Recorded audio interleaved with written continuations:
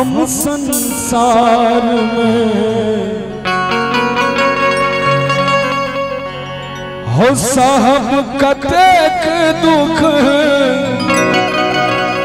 हम संसार में। बाबा हो बाबा लिखना कपार में, बाबा हो बाबा लिखना कपार में। डूब जते दुनिया हमारे नौरख धार में, डूब जते दुनिया बाबा नौरख धार में। और चाहब जे भोर का टाइम छे कने हाथ से ताली बजते तो नीक लगते। बाबा हो बाबा लिखना कपार में, बाबा हो बाबा लिखना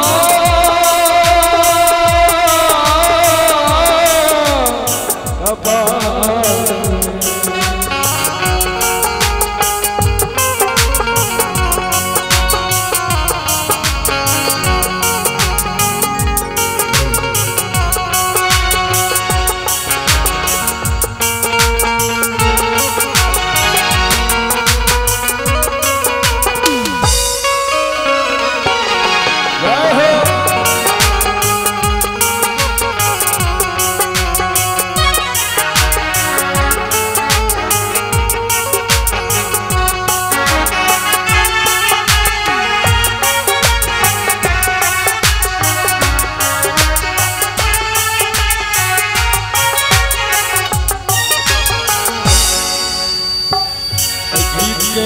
एक शब्द हमर श्रोता सब याद कर लेने छथिन।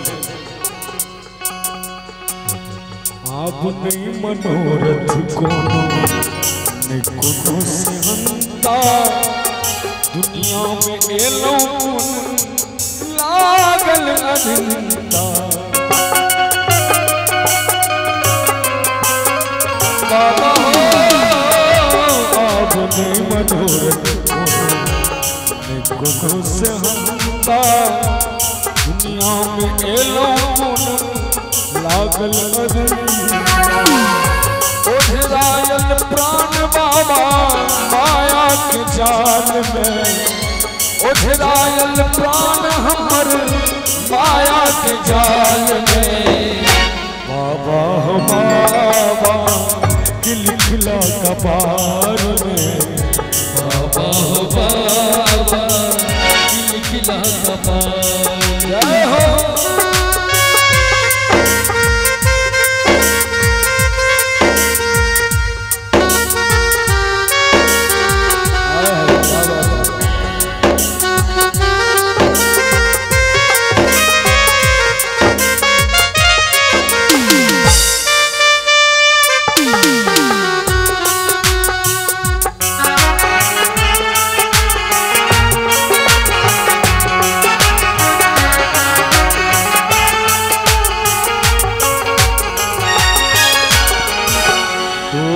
हमर की किछने जनै छी, कोन जन्म के पाप कटै छी। ओ बाबा दोष हमर की किछने जनै छी, कोन जन्म के पाप कटै छी। कोन जन्म के पाप कटै छी। कृपा तोरा सा बाबा मंगै छी उधार में, कृपा तोरा सा बाबा मंगै छी उधार में। और एक बार ताली के संग बाबा हो बाबा लिखला कपार, बाबा हो बाबा लिखला कपार। डूब जते दुनिया हमर नौरख धार में, डूब जते दुनिया हमर नौरख धार में। बाबा हो बाबा बाबा लिखला कपार में, बाबा हो। और सच ना लिखैया पुत्र अरविंद बाबा बिनती गवैया